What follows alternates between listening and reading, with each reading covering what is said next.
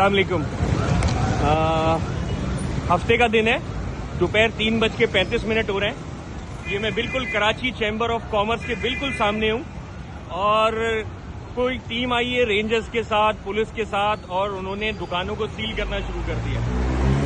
ठीक है, जिन दुकानों के बाहर सामान रखा हुआ था उनको सील करना समझ में आता है, पर नॉन स्टॉप उन्होंने पूरी मार्केट को सील करना शुरू कर दिया और मार्केट बंद होना शुरू हो गई है। मतलब जिन्होंने इंक्रोचमेंट नहीं भी की हुई वो उनको भी बंद कर रहे हैं। और बिल्कुल सामने कराची चैम्बर ऑफ कॉमर्स है, जो अपने आप को कहती है कि हम जो है एशिया की या दुनिया की सबसे ज्यादा मेंबर वाली कराची चैम्बर ऑफ कॉमर्स है, और उसके बावजूद ये हाल है।